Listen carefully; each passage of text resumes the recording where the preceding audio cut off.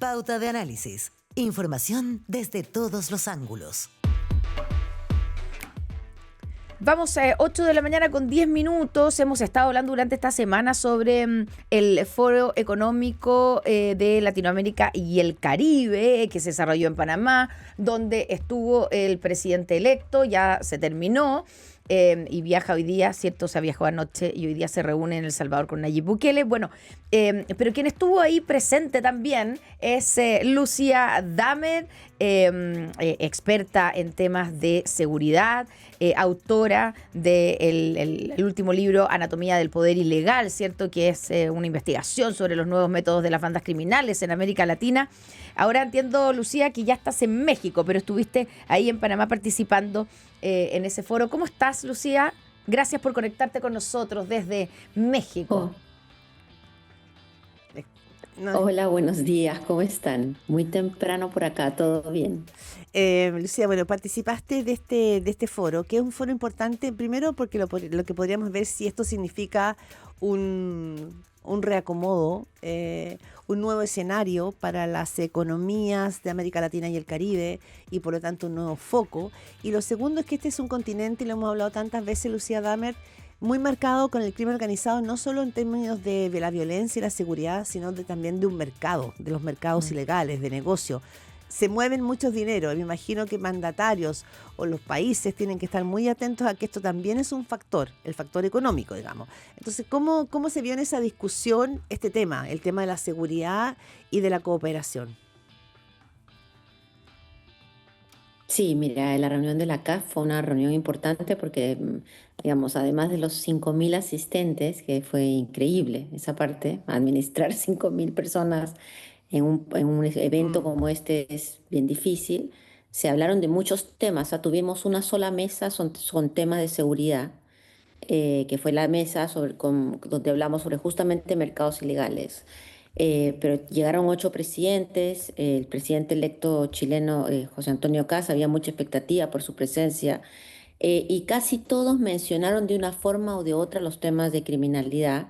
Te diría que estaba muy concentrada la agenda en los temas más bien de gobernabilidad, de capacidad de crecimiento, de desarrollo. Era la temática del tiempo, pero también reconociendo que sin poder tener niveles de seguridad importantes para la población, sin poder tener un Estado que se haga frente a estos desafíos de los mercados ilegales, de los dineros ilegales, iba a ser muy difícil poder completar los otros objetivos de los que se estaban hablando, desde energía limpia hasta, digamos, temas como ustedes mencionaban, de crecimiento poblacional Ujú. y los grandes desafíos ciudadanos que tienen los años que vienen. Lucía, y en términos del tema de seguridad, donde tú, digamos, no solo te manejas muy bien, pero además estuviste participando en esa mesa, ¿te da la impresión de que hay un diagnóstico correcto o transversal de lo que está pasando en América Latina y por lo tanto cómo hay que combatirlo? ¿O esto depende de qué sector ideológico esté gobernando en cada país? Porque, claro, uno se imagina y uno sabe, por ejemplo, que Mm. José Antonio Kast tiene como prioridad el tema de la seguridad, pero desde un punto de vista. Entonces, ¿con qué sensación quedaste después de Sí. participar en esa mesa? No, en general en América Latina tenemos los diagnósticos más bien avanzados, Connie. Yo creo que además los países, siendo gobernados por izquierda o por derecha, han tendido a tener las mismas políticas públicas, y hoy día prácticamente la misma retórica. No te diría que el presidente electo Kast presentó una retórica particularmente distinta que, por ejemplo, el presidente Lula. Más bien todos se mueven en el mismo espacio. El gran problema de la seguridad y del crimen organizado en general no es la definición de Mm, políticas, sino es la implementación de mm, políticas. ¿Cierto? La necesidad, por ejemplo, de una política clara en la lucha contra el lavado de activos. En América Latina eso es bastante difícil, por motivos diversos, pero es muy difícil. O nadie mencionó específicamente el tema de las armas por el rol que juega Estados Unidos, ¿no? Que es el generador de una gran importante cantidad de armas que están en América Latina siendo usadas por el crimen.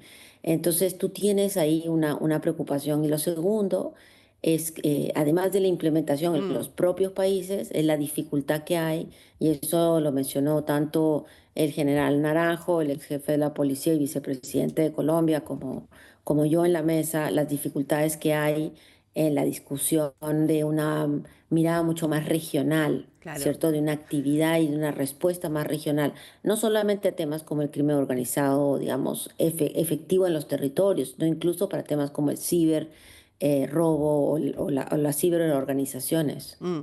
Y Lucía Damer, bueno, académica de la Universidad de Santiago, autora de varios libros, también, lo quiero enganchar con la visita que hace hoy el presidente electo chileno, José Antonio Kast, a El Salvador, de Nayib Bukele.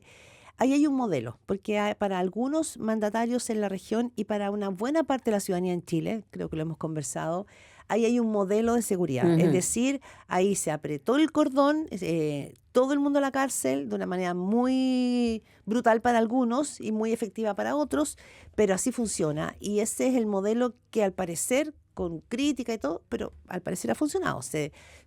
Finalmente, ¿no es cierto?, se pudieron desestructurar las famosas maras con toda la violencia que eso significaba para la ciudadanía, en extorsión, para la vida cotidiana de las personas.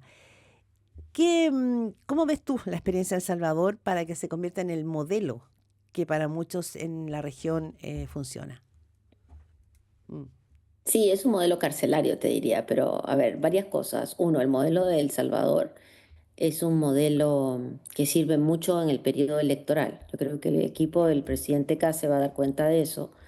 Es un modelo, digamos, el llamado modelo se trató de implementar en Ecuador y no se logró implementar con efectividad por motivos muy particulares. El primero de ellos es que la mayoría de los países de América Latina tienen una realidad criminal totalmente distinta a la de Ecuador o la del Salvador, ¿cierto? Segundo, porque es un modelo autocrático con niveles de debilidad democrática feroces, y la mayoría de los países de Latinoamérica, a pesar de las crisis que hay, no están disponibles a gobernar por decreto permanentemente, a niveles de transparencia cero, a que el presidente llegue con los militares al Congreso. Bueno, podría mencionar 100 cosas, además de niveles cero de transparencia respecto a las definiciones del gobierno. Dicho eso, sí, el presidente Nayib Bukele, con el apoyo, entiendo, de algunas empresas, o si no del gobierno chino, logró construir una cárcel, que lo que llaman la cárcel modelo, con mucha rapidez. Y me imagino que hacia allá pues va mucha de la retórica del tema de cómo hacer esa cárcel. En países como el nuestro, nuevamente, donde existen mecanismos para poder construir cárceles que hacen en algunos casos que sean muy lentos, probablemente el presidente electo y su equipo van a ver cómo hacer para apurar ese proceso. Pero creo que mucho de lo que llamamos el modelo Bukele, a la hora que salimos del proceso de elecciones y pasamos al proceso del gobierno, pasa a ser bastante difícil de implementar. Y te diría que yo he dado vueltas por América Latina en los últimos 6 meses, justamente con el lanzamiento de mi libro, y en la mayoría de países, incluso aquellos que se llamaron el Bukele peruano, el presidente Noboa en Ecuador, las discusiones sobre las políticas de Xiomara, la presidenta Xiomara en Honduras, luego es, en el marco de la democracia, es muy difícil de implementar. mm. Estamos conversando con Lucía Damer, que se encuentra en México ahora, pero que estuvo ahí en Panamá en el Foro Económico Latinoamericano y el Caribe, participando en los temas de seguridad. Lucía, y claro, cuando se le pregunta, y se le ha preguntado en estos días al presidente electo, también a su nueva, o a su futura ministra de Seguridad, y te voy a preguntar por eso también, sobre si se están pensando en copiar, ¿cierto?, el modelo que, como tú dices, es un modelo carcelario.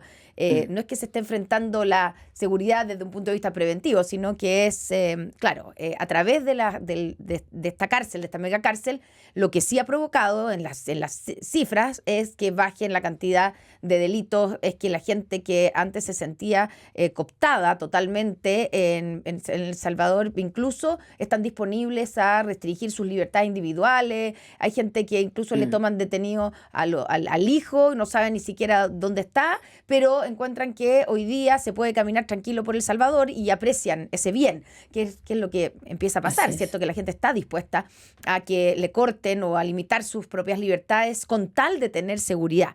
Y eso es un hecho y es una realidad que hay que enfrentar. Pero lo que han contestado es que la realidad de Chile es distinta y que no están pensando en copiar el modelo en Chile, pero sí en ver y digamos, en tomar elementos que puedan ser aplicados sobre todo al modelo carcelario. Y ahí se habla, por ejemplo, de la segregación, de un sistema que tenga el menos contacto posible entre los presos y los gendarmes. Hemos visto los casos escandalosos en nuestro país de corrupción en gendarmería, gendarmes, digamos, que estaban traficando droga al interior de las cárceles. O sea, ahí tenemos un problema. Yo no sé si el sistema de El Salvador es mejor o soluciona ese problema, pero hay algo que a ti por ahí, por ese lado, o de la tecnología que se aplica en esa cárcel, o lo que te estoy diciendo, en la relación con los gendarmes, que pueda ser interesante para aplicarlo en nuestro país.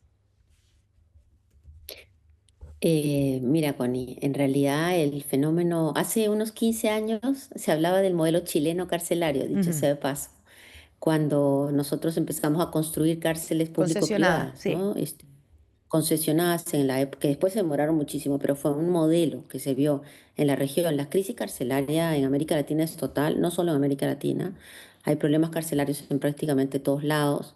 A medida que los presos participan de organizaciones criminales más poderosas, tienen más dinero, y eso requiere niveles de control mucho más grandes sobre aquellos que los protegen. Y esto ha pasado, digamos, como yo les decía, en Ecuador, que trató de emular el proceso de El Salvador. En El Salvador hay recuentos importantes de asesinatos dentro de las cárceles, de homicidios, de hechos de corrupción.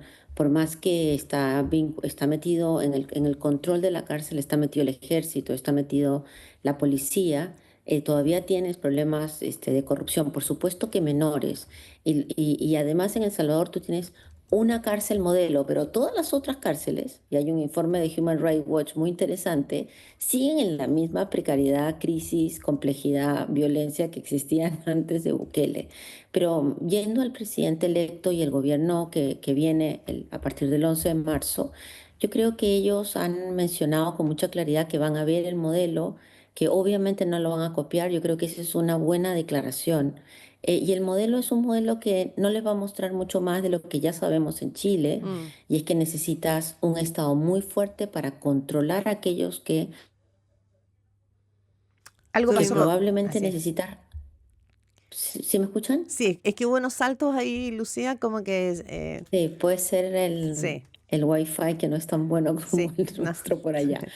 Em, y necesitas también, bueno, estaba diciendo, controlar por un lado a los gendarmes, o a los que cuidan a las cárceles. Necesitas mucho más capacidad de un control que sea distinto. Acuérdense que nosotros ya hicimos el esfuerzo hace un par de años de poner estos famosos paraguas que supuestamente Sí. cortan los Inhibidores de mecanismos de señal. comunicación carcelario.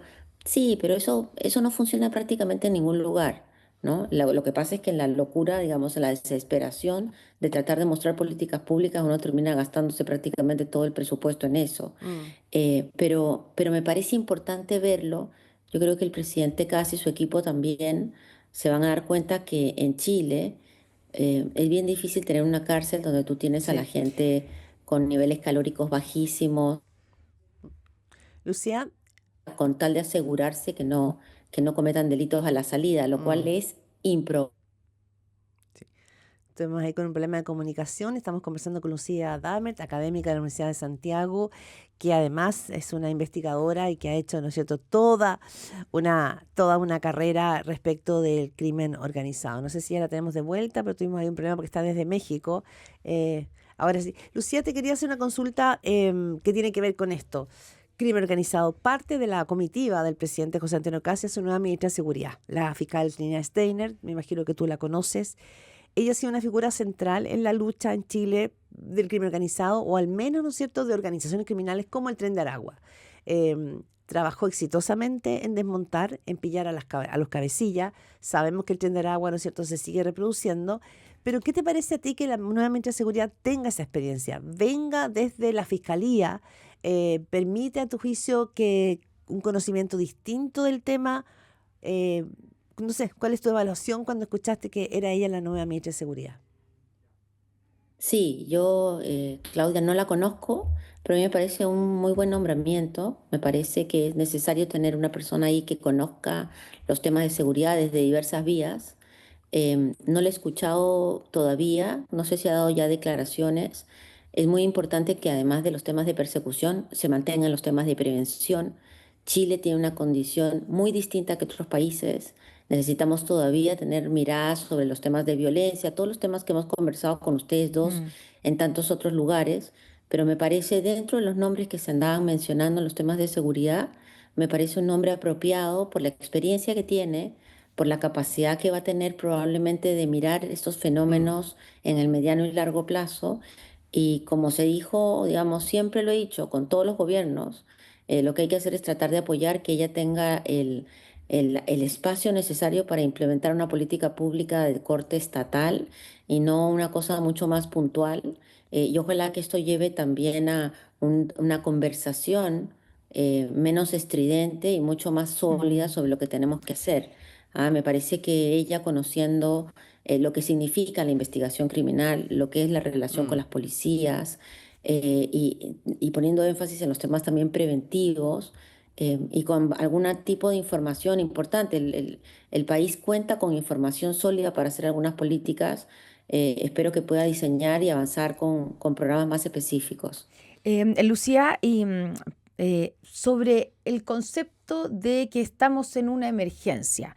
Yo entiendo que es un concepto de campaña, obviamente, pero esto de que tenemos una emergencia, tanto, bueno, migratoria, económica, pero sobre todo una emergencia en seguridad. Ese es, y eso lo escuchamos a cada rato por parte del presidente electo, pero también de su equipo. Y hay que enfrentar, y esto justifica una serie de cosas de concentrarse en un tipo de temas y no en otro, porque estamos en una emergencia. Y estuvo aquí en el programa la semana pasada, ¿cierto, Claudia? El ministro de Seguridad, Luis Cordero, que con cifras en el fondo desmintió esto de que estamos en una Mm. emergencia o de que este gobierno va a heredar una situación de emergencia en la seguridad y citó la baja en el número de homicidios y la tendencia, porque efectivamente ha ido bajando el número de homicidios por cada 100.000 habitantes y otras cifras, digamos, por ejemplo, los ataques en la macrozona sur, etcétera.